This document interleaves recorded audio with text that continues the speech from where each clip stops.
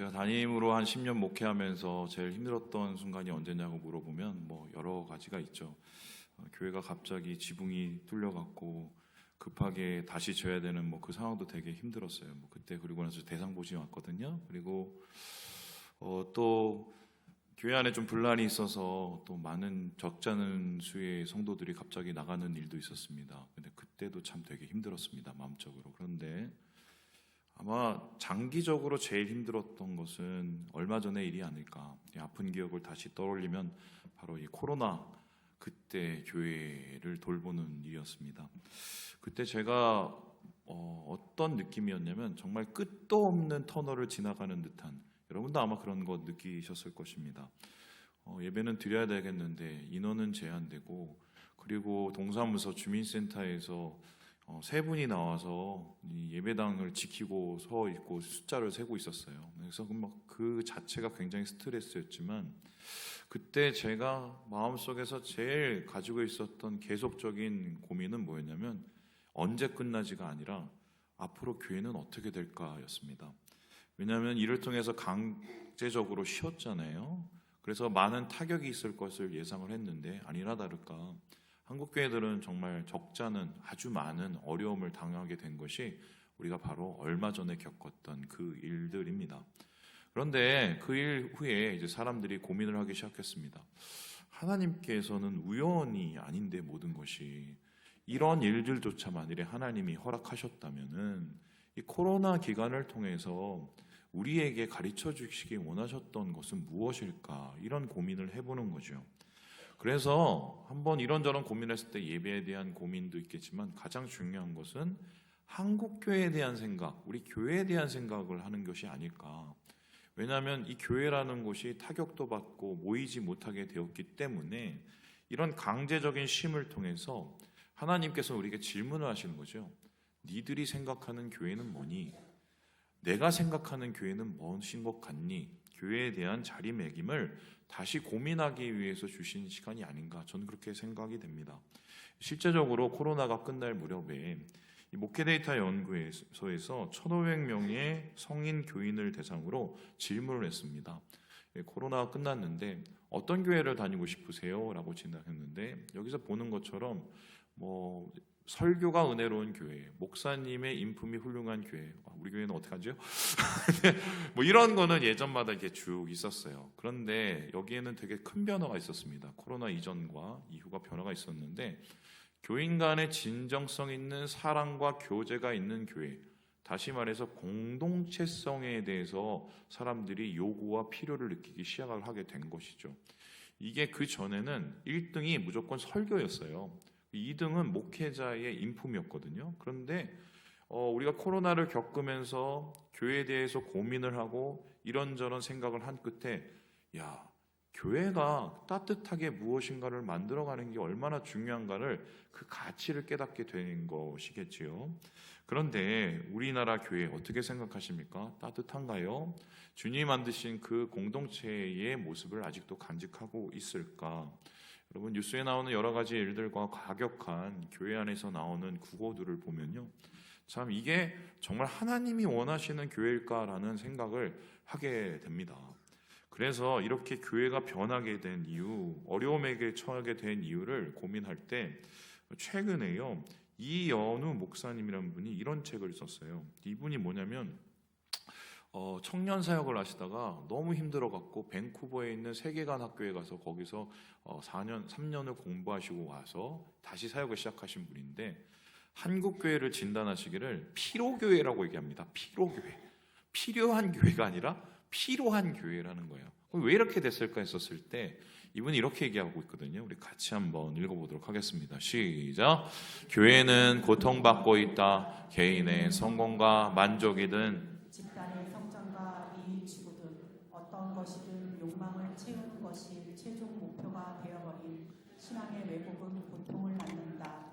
잘 되는 것만 강조하는 교회는 이기적인 집단이 될 수밖에 없다. 이러한 신앙은 교회 생활로 축소되고 매우 소모적이어서 만성 피로에 지친 성도들을 만들어낸다. 예수님의 피로 사신 교회가 피로 교회로 변한 것이다. 여러분, 세상과 교회가 다른 이유가 뭡니까? 이 세상엔 계속적으로 뭔가를 하라, 뭔가를 올라가라, 성공해야 돼, 중요한 이제 목표들이 있고, 우리가 우리를 박차를 가하는 뭔가가 있습니다. 근데 교회에 우리가 오는 이유는 그 말씀 여러분 제일 좋으시죠? 수고하고 무거운 짐진 자들아 다 내게로 오라. 어떻게 쉰다고? 너희를 쉬게 하리라. 우리가 어떻게 보면 하나님 안에서 평안 누리고 쉼을 누리기 위해서 왔는데 교회에 와서 더 피로해지는 겁니다. 이게 도대체 왜 이럴까? 여기에 대해서 이 목사님은 진단을 하시기를 교회가 세상과 똑같아졌기 때문이라고 이야기를 하고 있습니다. 생각을 해보면은 세상도 빌딩 짓는데 교회도 빌딩 크게 짓고, 세상도 성공하기 위해서 달려가는데 교회도 성장하기 위해서 죽도록 달려온 게 우리나라 교회의 이때까지의 역사가 아니겠습니까? 그래서 지금은 이러한 우리가 걸어왔던 길을 좀 반성을 하고, 원래 하나님께서 만들기 원하셨던 예수 그리스도의 참교회가 뭔지를 이제는 바라봐야 될 텐데요. 오늘 말씀이 바로 그러한 지표를 만들어주는 이야기다, 이렇게 얘기할 수 있습니다. 오늘 히브리서 기자는 10장을 통해서, 본문을 통해서 우리에게 새로운 길이 났다고 얘기하고 있는데요. 그 새로운 길은 다음과 같습니다. 우리 19절, 20절 말씀을 읽어보도록 합니다. 시작. 그러므로 형제들아, 우리가 예수의 피를 힘입어 성소에 들어갈 담력을 얻었나니 그 길은 우리를 위하여 휘장 가운데로 열어놓으신 새로운 살 길이요 휘장은 곧 그의 육체니라. 여러분, 여러 가지 단어가 나오죠. 성소, 피, 휘장 이런 거 나옵니다. 이게 다 뭐하고 관련되냐면 성전과 관련된 얘기입니다.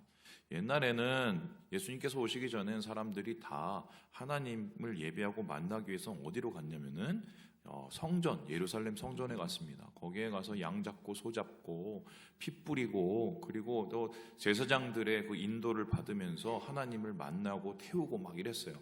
그래서 그 당시에 예배의 장소로 가보면 아마 피비린내가 절반, 그리고 불 그스름 냄새가 한 절반이었을 겁니다. 그만큼 다이나믹한 공간이었어요. 그런데 오늘날 우리는 그렇게 예배를 드리지 않습니다. 그 예배는 끝났습니다. 예수님께서 그러한 예배를 끝내셨고 새롭고 살 길을 열어주셨다는 건데요. 옛날 길은 끝나고 이젠 죽을 길은 끝나고 살아있는 생명의 길을 열어주셨다. 그게 뭡니까? 바로 여러분이 앉아 계시고 함께하고 계시는 교회예요. 그럼 교회라는 것은 하나님께서 열어주신 새로운 길이요, 살 길이요, 하나님을 만나는 길이라는 것인데요. 이런 공동체를 통해서 하나님께서는 우리에게 하나님의 생명을 주기 원하시는 것이죠. 그렇다면은 오늘 말씀을 통해서 우리는 질문을 합니다. 예수님께서 여신 새로운 교회, 예수님께서 여신 살아있는 교회, 예수님께서 만드신 살아게 하시는 그 교회라는 것은 도대체 무엇일까?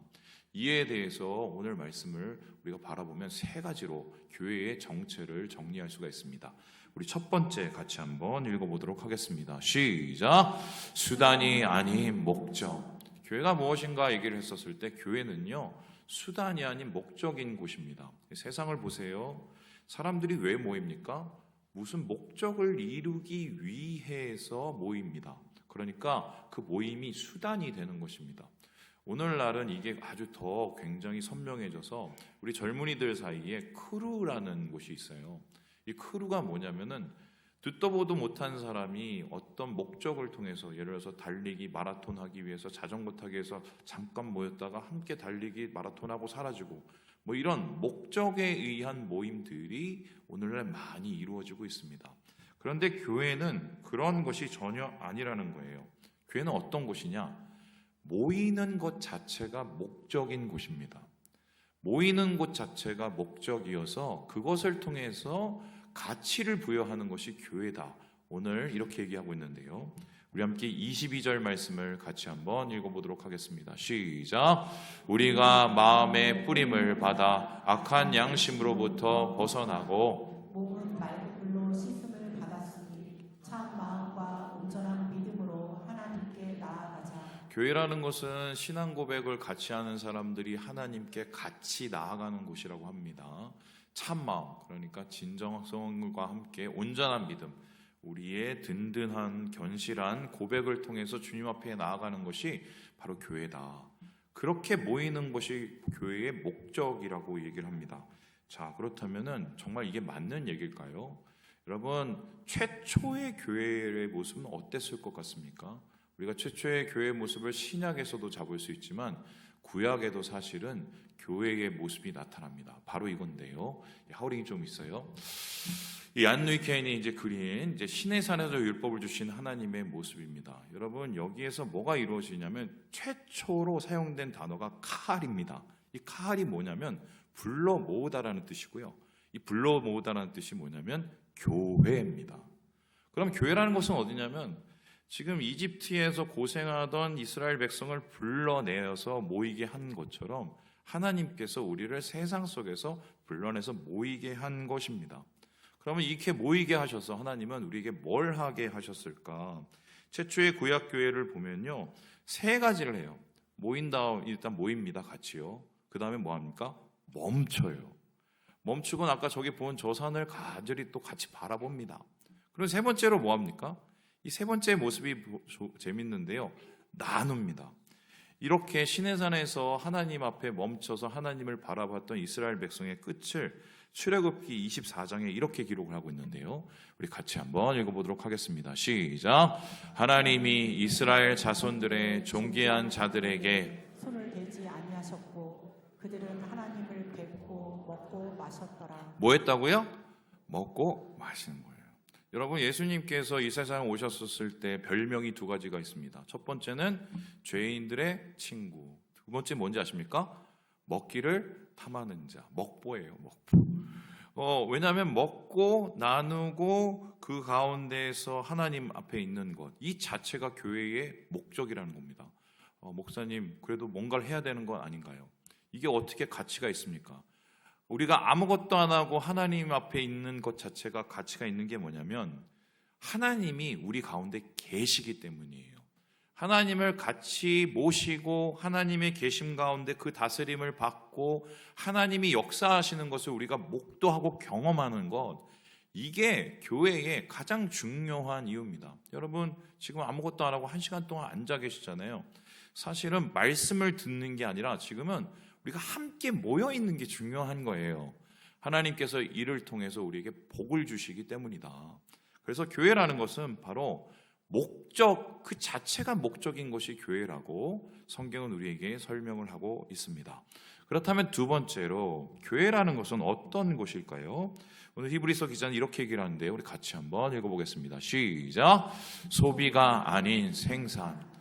교회는 그 자체가 목적이다. 모이는 건 목적이다. 하나님 안에서 모이는 것이 바로 그 가치라고 얘기한다면, 두 번째로는요, 교회는 뭔가를 소비하고 계속 뭔가를 써내려가는 게 아니라 생산하는 곳이라고 이야기를 하고 있는데요. 여러분, 세상의 풍속을 한번 생각을 해봅시다. 세상은 어떤 곳입니까? 특별히 자본주의 사회는요, 소비하거나 소비되는 곳입니다. 여러분, 옷장을 한번 열어보세요. 그 옷장에 올해 한 번도 안 입은 옷들이 있을걸요. 예. 그런데 안 버리시잖아요. 그렇죠? 그리고는 또 삽니다. 또 사요. 저도 얼마 전에 한 벌을 또 샀어요. 그럼 한 벌을 버려야 되는데, 그러니까 저희 아내가 제발 좀 버리라고, 제발 좀 안 버립니다. 왜요? 소비하고 그 소비한 곳에서 나의 가치를 찾아내기 때문이에요. 거기서 끝나지 않죠. 요즘에 여러분 SNS나 이런 걸 보면 사람들이 막 이렇게 올려대고 거기에 자기의 영상들과 일상들을 막 올립니다. 그 이유가 뭔지 아십니까? 그것이 이제 돈이 되기도 하지만 그것을 통해서 사람들이 나의 가치를 알아주는 것이 기쁜 거예요. 그게 아주 극단적으로 가면 뭐라고 그러냐면 그거를 관종이라고 합니다. 관심을 너무 끌기 원한다는 거죠. 그런데 이 관종도 결국 보면 뭡니까? 내가 소비를 누군가에게 당하면서 나의 가치와 자존감을 느끼는 거예요. 이게 세상이에요. 그런데 중요한 건 소비하고 소비당하면서 우리의 영혼은 과연 정말 어떤 상태가 될까? 여러분, 수많은 사람들이 오늘 얘기하는 게 뭐예요?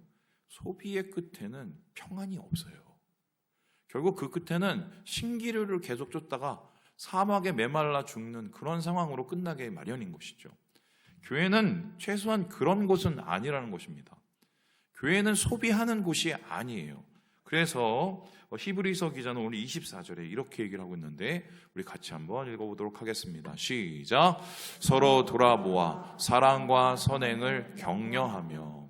서로를 어떻게 한다고요? 돌아본다. 서로를 옆에 얼굴도 쳐다보고 그 사람을 관찰하고 그 사람에게 관심을 가져주는 거예요. 그리고 뭘 합니까? 뭘 한다고 그러죠? 격려한다고 나옵니다. 아, 그래, 교회는 격려한다는 거지. 그런데요, 재밌는 게 이 격려라는 단어예요. 저는 이제 격려라고 해서 아이고 막 축복해주고 이런 건지 알았더니, 격려라는 단어의 원어를 살펴봤더니 의외의 이미지가 나왔어요. 바로 이건데요. 보여주시죠. 여러분, 이게 뭔지 아십니까? 이게 로마 시대의 박차예요. 박차. 혹시 박차가 뭔지 아세요? 박차가 이 신발 뒤에 차고 어떻게요? 말이 막 달리면은 말 이렇게 어떻게요? 옆구리를 막 팍 차죠. 그러면 말이 막 더 막 신나게 달리지 않습니까? 물론 말은 고통스러운지 모르겠지만 격려한다는 것은 바로 그런 의미예요. 우리가 세상을 살아가면서 어떤 일을 하도록 우리가 박차를 가해주는 것이 교회냐? 더 사랑하고 더 좋은 일을 베풀 수 있도록 박차를 가해주는 게 이게 교회입니다. 그래서 교회는 다른 말로 표현하면 가스 충전소예요. 우리가 세상 속에서 사랑하고 선행하며 주의 일을 힘쓰도록 만드는 그 충전을 할 수 있는 곳이, 그래서 우리에게 그 힘이 생산되어서 하나님의 일을 하게 만들게 하는 곳이 그게 교회여야 되는 것입니다. 목사님 그건 아는데 교회에 오면 너무 지쳐요. 아침부터 저녁까지, 특별히 여러분 아시겠지만 그 뭐 교사로 또 헌신자로 또 여러 가지로 또 음지 사역하시는 분들은 더 지치고 그냥 이게, 그래서 옛날에 한 집사님이 저한테 그러시더라고요. 목사님 이게 주의 날이 아니라 죽일 날이라고 그렇게 얘기하시더라고요. 이해가 되죠, 이해가. 그런데요, 제가 재밌는 얘기 해드릴까요? 우리가 그래서 이런 얘기 했잖아요. 교회에 안식을 못하고 쉬질 못하고 회복이 되지 못하고 집에 가서 또 완전히 자빠져 자잖아요. 주일날 뻗어서. 그래, 이게 뭔지 진짜 모르겠는데, 그래서 제가 고민을 해봤어요. 그럼 교회에 와서 우리가 좀 힘도 없고, 교회에 와서 우리가 좀 뭔가 좀 에너지도 없고 그럴 방법이 없을까? 그런데 오늘 말씀해 보니까 서로 돌아보고 격려한다는 이 말에 제가 착안을 해갖고 인터넷을 다 뒤져봤어요. 그런데 굉장히 의외의 연구를 발견했습니다. 여러분, 사람에게 행복감을 주고 사람에게 에너지를 북돋아주고 사람에게 스트레스를 없애주는 가장 좋은 방법이 있대요. 그게 뭔지 아십니까? 대화래요. 대화. 이게 조사가 됐어요. 이 캔자스대 연구팀 제프리 홀 교수가 대화가 어떤 일을 하는지를 보여줬는데, 그 대화를 통해서 스트레스 지수가 거의 절반으로 떨어지고 그 사람의 어떤 활동 지수가 거의 2배로 올라가더래요. 그래서 어떤 대화가 이 사람들을 이렇게 만들었는지 조사해 봤더니, 보세요. 7가지였는데 근황 공유, 너 지난주 뭐 했니?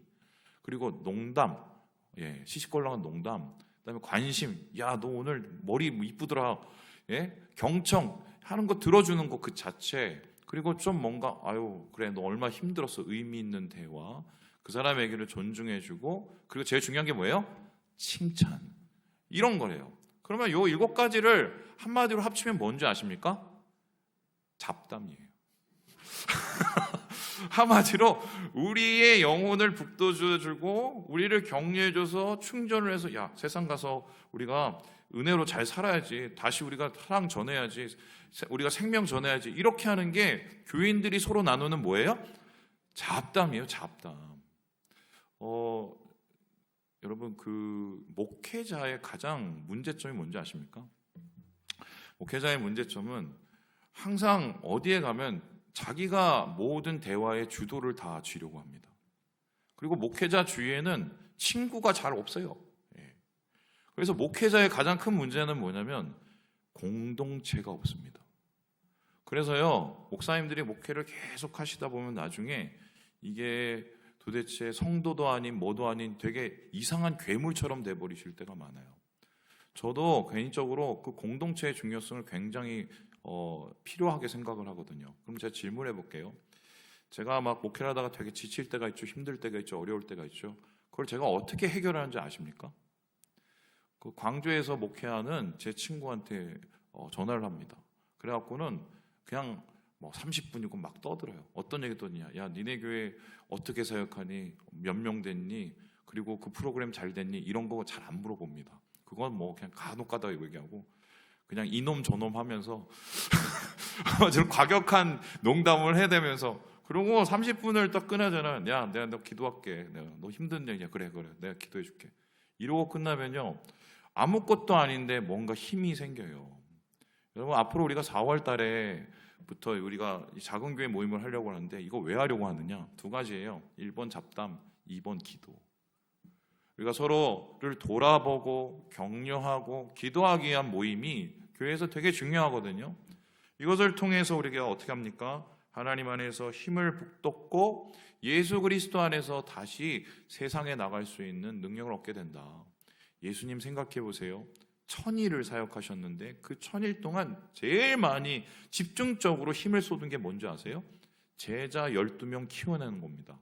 그 12명 왜 키워내셨습니까? 맨 마지막에 십자가 지기시기 전에 예수님의 모습을 보세요. 뭐 하셨죠? 발 씻겨주고 밥 먹고. 앞으로 힘들면 너희들도 이렇게 해. 발 씻겨주고 밥 먹고.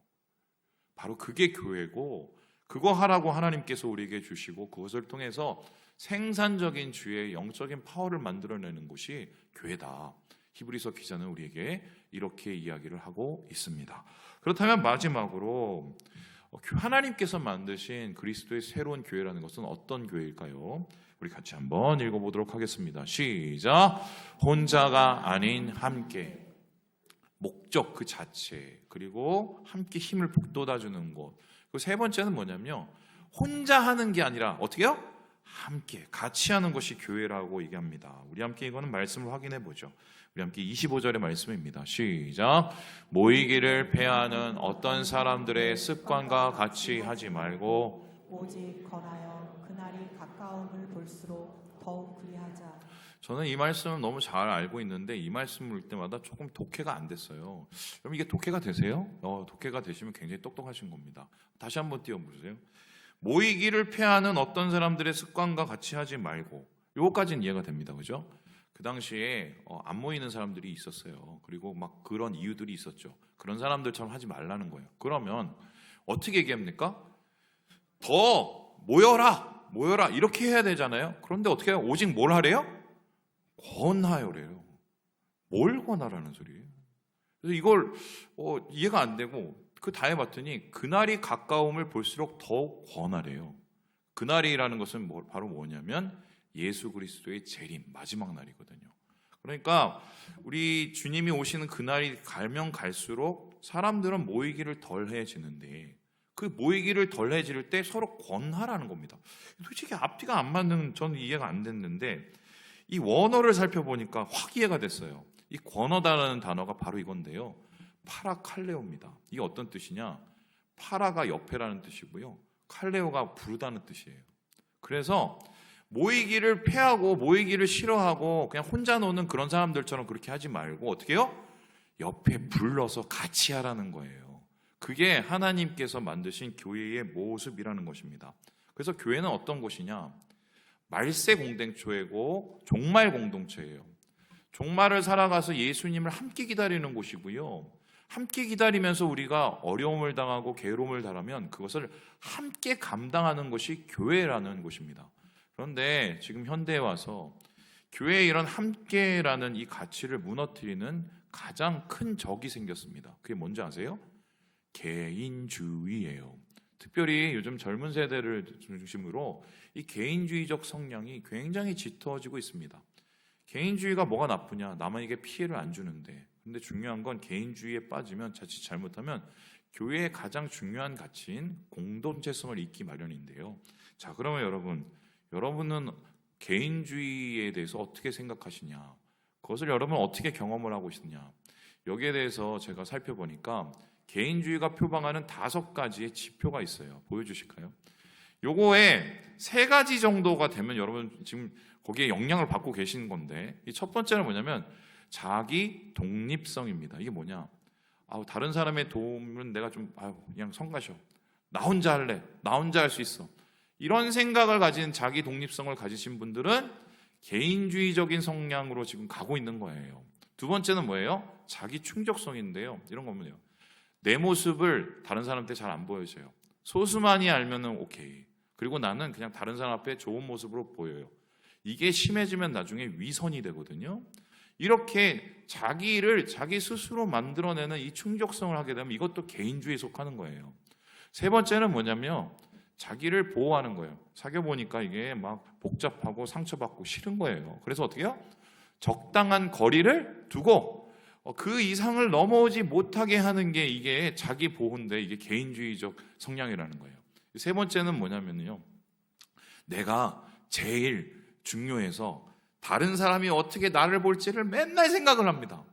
사실은 교회는 나 자체를 사랑하시는 하나님의 사랑 때문에 내가 만족하고 서로를 축복하며 사는 건데, 세상은 안 그래요. 내가 어떻게 보이지? 남이 나 어떻게 생각하지? 거기에 계속적으로 생각하고 빠지기 시작하면 이것도 개인주의적 성향에 빠지는 거래요. 그리고 마지막으로 자기 의지인데요, 사람보다도 일이 먼저, 취미가 먼저, 사람을 그냥 도구처럼 생각을 하는 것, 이거 아주 개인주의의 극단적인 성향이에요. 여러분 어떻습니까? 여기 이 질문에 세 가지가 되면 여러분은 좀 아직 좀 심각한 상황으로 가고 있다, 이렇게 보시면 되겠습니다. 교회는요 그런 데가 아니에요. 이렇게 개인주의적으로 살면 편할 수는 있어요. 그런데 큰 문제가 생깁니다. 큰 약점이 있어요. 언제입니까? 힘들어질 때, 가장 괴로워질 때, 옆에 아무도 없어요. 이거를 뒤집어 보면요, 나 혼자 해야 돼요. 내 모습을 아무도 몰라요. 그리고 거리가 느껴져요. 그리고 막 신경 쓰여요. 그리고 내가 가치 없는 사람처럼 느껴져요. 이게 힘들 때 나타나는 가장 맹점이에요, 이 개인주의. 그런데 오늘 히브리서 기자는 교회는 그런 곳이 아니라고 얘기합니다. 오히려 교회는 어떤 곳이냐, 이 히브리서 기자가 칭찬을 하는데요, 우리 함께 34절의 말씀을 같이 한번 읽어보도록 하겠습니다. 시작. 너희가 갇힌 자를 공경하고 너희 소유를 빼앗기는 것도 기쁘게 당한 것은 더 낫고 영구한 소유가 있는 줄 알미라. 그러니까 이 당시에 좀 박해가 있었어요. 차별과 박해를 가서 재산적인 피해나 사회적인 소외를 당했는데, 그거를 감수하면서 그런 고통을 당하고 있는 사람들의 마음을 안아준 거예요, 교회가. 이걸 통해서 오히려 비약적으로 교회는 성장하게 되거든요.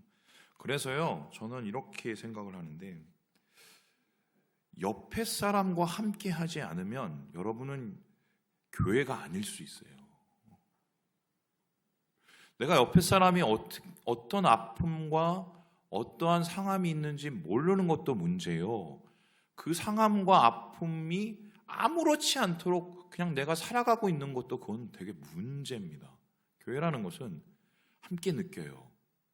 함께 견뎌요. 함께 이겨요. 그래서 고린도 전서에서 바울은 교회를 가지고 뭐라고 합니까? 지체라고 그래요. 한 몸. 자, 그렇다면 이렇게 함께 한다는 것이 도대체 무엇일까 하다가 여러분 아시는 분이 있을 거예요. 영상 하나를 한번 보여드리도록 하겠습니다. 띄워주실까요?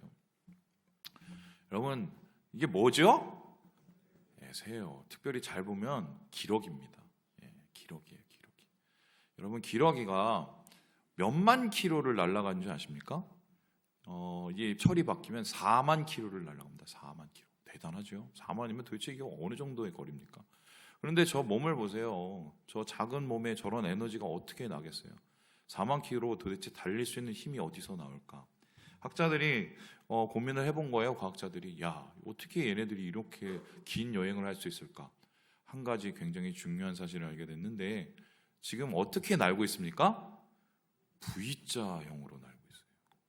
근데 여기 잘 보면은 이 해가 같은 곳에만 계속 있지 않아요. 자리를 계속 바꿔줍니다. 앞에 있던 애가 막 앞에 달리다가 뒤로 가고, 한 명씩 또 앞으로 이렇게 나와요. 그게 왜 그러냐? 이게 공기 마찰을, 저항을 제일 앞에서 제일 많이 받으니까 그 앞에 있는 애가 제일 힘들어요. 그럼 열심히 달리면 그 옆에 있는 애들은 그 뒤에 숨어서 아주 좀 손쉽게 달립니다. 딱 붙어서요. 근데 얘가 힘들어지면 어떻게 해요? 제일 좀 쉬운 데로 보내줘요. 그럼 그 다음 애가 이렇게 나가요. 이렇게 서로 함께 이제 날아가는 거죠. 그러면은 에너지가 어느 정도로 나타나냐? 자기의 에너지보다 71%를 더 쓸 수 있대요. 여러분, 새도 이걸 알아요. 새도. 그런데 많은 세상 사람들은 이거 모릅니다. 교회도 오늘 이렇게 무너지고 있죠. 제대로 모르면서. 저는 이거를 보면서 교회가 이렇게 함께 아픔과 함께 어려움을 감당하는 것, 제일 먼저 생각나는 게 있어요. 뭐냐? 기도라고 생각합니다. 누군가를 위해서 같이 기도하고 그를 위해서 기도의 짐을 같이 지고 그 고통을 함께 돌파해내는 것. 야고보서를 보면은 믿음의 기도, 함께 믿음의 기도를 하는 것이 힘이 있다고 나오지 않습니까? 개인적으로 제 얘기를 한번 해볼까요? 제가 예수 그리스도 안에서 정말 헤매다가 나중에 돌아오게 된 이유가 21살 때인데 그때 제가 어떻게 돌아왔는지 아세요? 형님들이 누님들이 나를 끌고 수도원에 어디 데리고 가갖고 거기서 저를 붙잡아 놓고 못 나가게 했어요. 그때 막 승질내고 화내고 그랬는데 밤이 되면은 제가 막 도망갈까 봐 지키다가 이분들이 은혜를 받아야 되니까 제가 저를 중간에 놓고 막 울면서 기도를 해주셨어요. 울면서. 제가 거기에 마음이 열린 거예요. 야, 나 위해서 기도를 해주는 사람이 있네. 그분들의 그 따스한 마음에. 그러면서 제가 하나님 만난 거거든요. 여러분 주위에는 이런 분들이 계시나요? 이제 없으면 만들어야 돼요. 그게 우리가 진짜 하나님이 원하시는 교회를 세워나가는 거거든요. 우리 함께 켄 시게마츠 목사님 말씀을 읽고 마무리 보도록 하죠. 시작. 우정은 날개 없는 사랑이다. 진정한 친구는 힘들 때 도망가지 않는다. 우리가 고난에 처했을 때 우리를 버리지 않는 사람들, 그들이 바로 진정한 친구다. 진정한 친구는 그리스도처럼 고난의 시기에 우리와 함께 나란히 서서 진도를 나눈다. 함께 나누는 그 고통은 나누면 훨씬 더 경감되고 우리가 다시 일어설 수 있는 그 용기가 됩니다. 좀 우리 옆에 형제 자매 좀 이렇게 축복해 볼까요? 제가 기도해 줄게요. 기도해 줄게요. 여러분의 그 한마디와 기도가 하나님께 또 우리 형제 자매에게 큰 힘이 됩니다. 주님 안에서 주님이 원하시는 이 공동체 만드셔서 하나님의 기쁨과 큰 평안을 누리시는 우리 사랑하는 형제 자매들 되시길 주님의 이름으로 축원합니다.